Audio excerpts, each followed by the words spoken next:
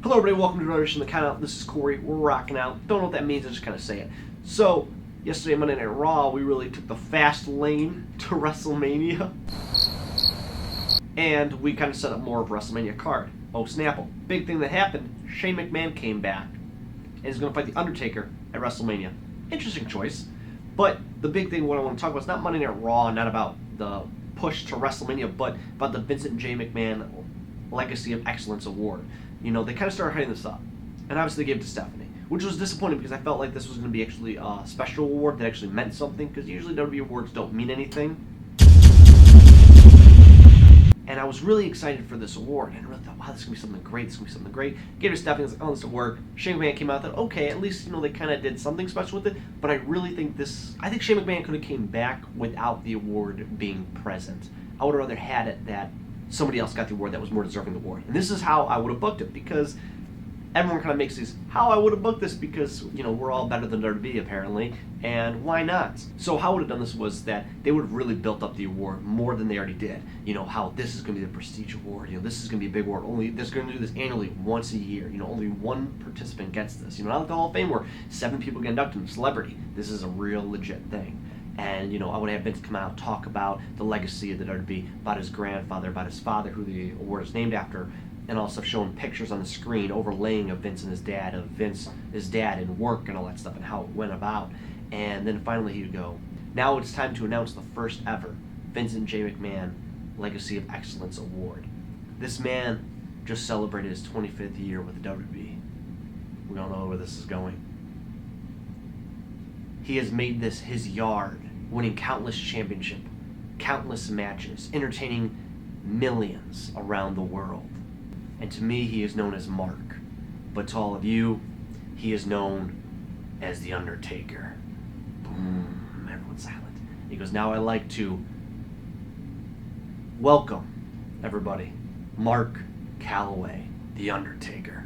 Undertaker comes out. Not as epic as it usually is, because it's, a prestigious award, whatever, so he's not really dressed super Undertaker-like, comes out. He's not like suit, but he comes out a little bit nicer, comes out, takes the award. Vince and him, they hug, they shake hands, they embrace each other. And he goes, Mark, I know usually out of the 25 years you've been with me, you've never broken character. You've always stayed in character, and now is your time to truly thank the fans. So Mark grabs the microphone and goes, thank you. And he talks about his career starting at Survivor Series, going on to WrestleMania matches, his feud with Kane, his feud with Vince McMahon, which they kind of laugh about and all that stuff. And he talks about going to the American Badass, coming back to the Dead Man, fighting WrestleMania, where all of a sudden his streak became the biggest part of WrestleMania, losing a streak and all that stuff, and coming back. And he goes on to say, talks about how there's been rumors he's been hearing, how this is his last WrestleMania. He says every man has to take his last step, and it's time for me to leave my yard. He goes, I don't know who I'm going to fight at WrestleMania, but I know this will be my last WrestleMania. Undertaker thanks. He leaves. So all of a sudden, wrestlers now, before were just challenging Undertaker. That's how it kind of turned out. People just wanted to beat the streak. Well, now people want to fight Undertaker to be the one that retires the Dead Man. Have him beat him in his last match at WrestleMania, his event. So all of a sudden Ziggler is fighting Curtis Axel. Why not? And beats Curtis Axel, grabs the microphone that night, and goes, Undertaker, I want to be that guy. I want to fight you at WrestleMania. Lights go off on the screen. No. So Undertaker's not choosing his opponent per se, calling out anybody, but he's letting people call him out and denying them. All of a sudden, more people kind of start doing it. Sheamus, Cesaro, he's gone, but why not? All these guys started calling Undertaker the weeks coming to WrestleMania. Finally, 2 weeks left to WrestleMania. Pretty much the whole roster has called out The Undertaker, and nobody has gotten yes. Kevin Owens is back doing an interview with Renee Young. She goes, Kevin, how come you haven't called out The Undertaker yet? And he goes, why would I want to call out The Undertaker? I am the greatest wrestler. I came in here, my first match, and I beat John Cena clean. How many people can say that they beat Superman? I have nothing to prove to The Undertaker. And he goes, Undertaker is a 50-year-old man. I would break him. What Brock Lesnar did to The Undertaker was a walk in the park compared to what I do to him. all of a sudden, in the backstage area with Renee Young, lights go out. Comes up on the screen. You, Undertaker, has chosen his opponent at WrestleMania. And Kevin Owens doesn't want to fight The Undertaker at WrestleMania.